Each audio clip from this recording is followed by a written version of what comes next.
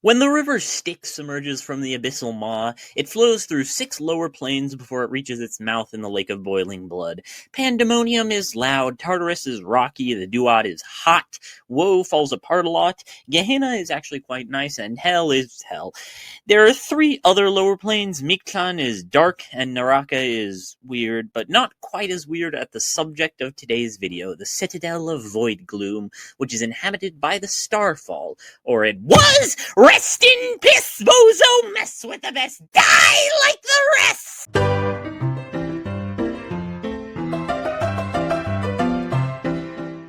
Starfall are weird. They're defined by a collective shameful secret, which is the fact that they exist. Starfall do not like existing, and will get very angry at you if you somehow insinuate that they do exist. Looking them in the eyes, they'll kill you for that. Giving them a name, you better believe they'll kill you for that. Touching them, well, most people wouldn't like it if you touched them out of nowhere, so I'm sure they wouldn't be 100% unique in killing you for that.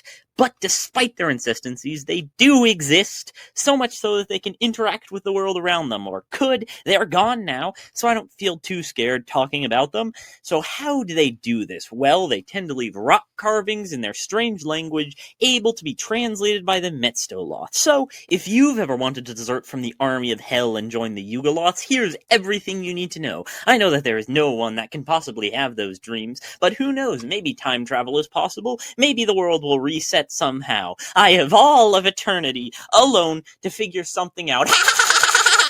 Anyways, one of the things notable about the Voidgloom language is that it's spoken via negative space. In English, you might produce the phoneme e by doing nothing, then producing the phoneme e, and then stopping again. A Starfall would instead be constantly producing the phoneme e, and then briefly pause.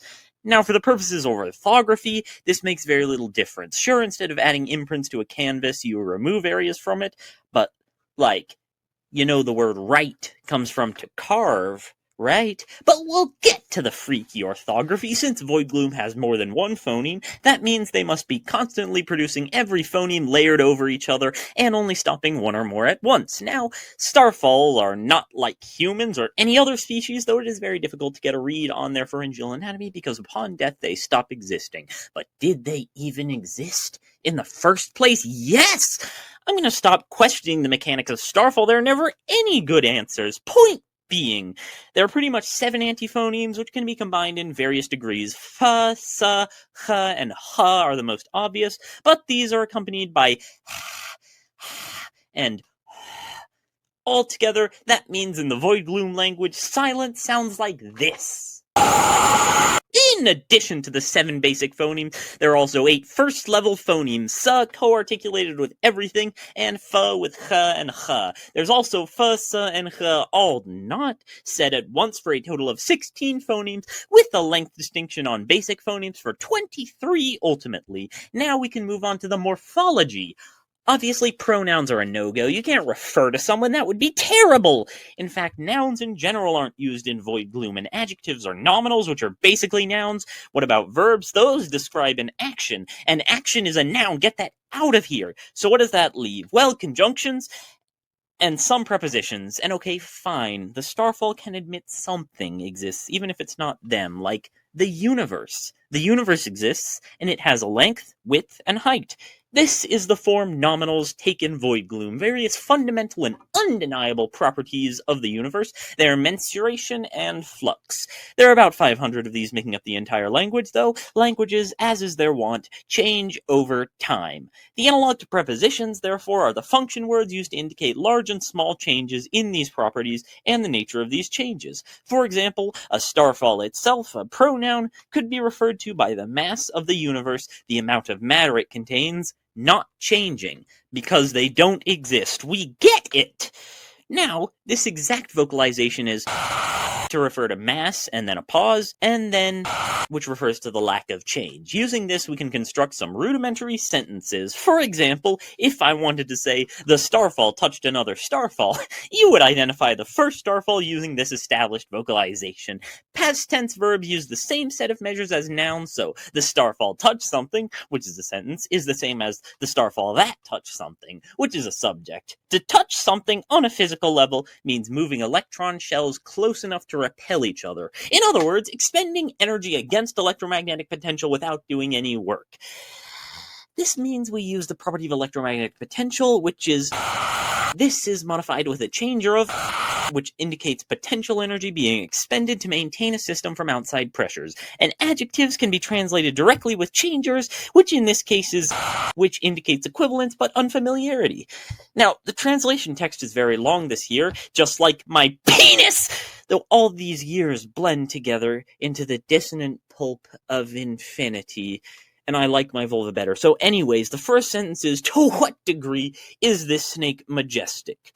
The interrogative or uncertain measure is majesticity. Like a lot of characteristics that exist only within one's consciousness, is a bit more of a chore to translate. We start with a physical description. Chemically, awe is characterized by diminished function of the default mode network, and so a decreased focus on the self. This is accomplished via the inhibitor GABA. GABA is a carboxylic acid with an amine group, so we take the characteristic of atoms or protons or whatever and apply the fact that this is the 7th degree and increasing by entering in. Now, the use of hard and fast numerals might surprise you, but cardinals are all just as non-existent as the starfall. If they don't have any objects to describe, these two words are and.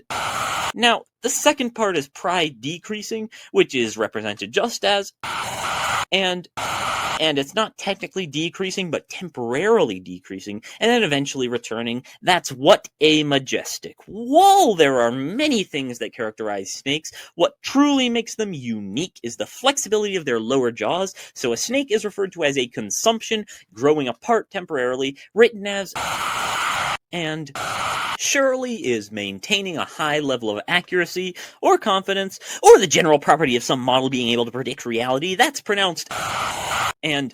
Now, this verb is in future tense, so it needs to use one of the imperfect measures. To not weave oneself is to resist entropy, as there's only a few not woven states and infinite states of wovenness. Entropy is therefore being maintained through energy expenditure, which translates as.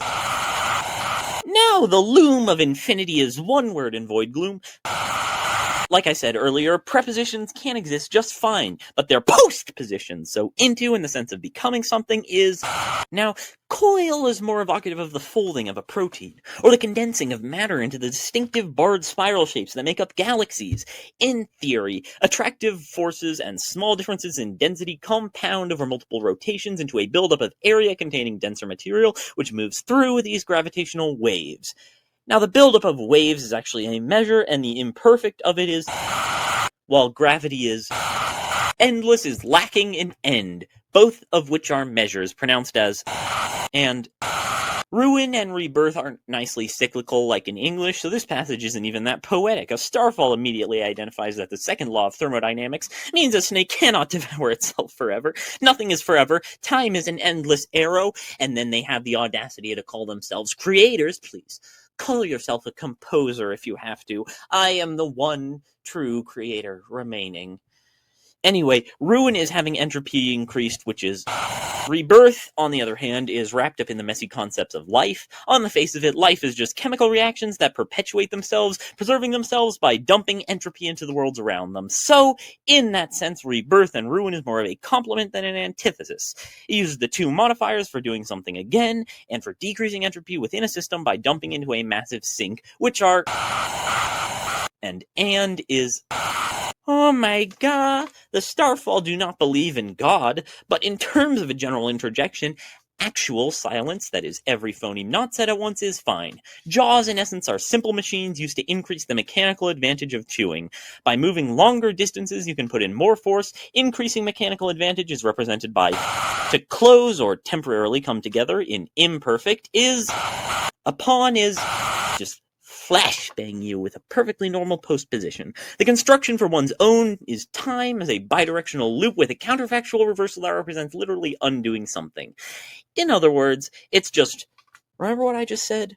So, and flesh is described as a solid material infiltrated by a liquid to become like floppy and somewhat fluid, and that material is characterized by arrangement into permeable boundaries. That is, and they don't really mind states of matter because these are just ways things could be arranged if they did exist, which they don't. Wink.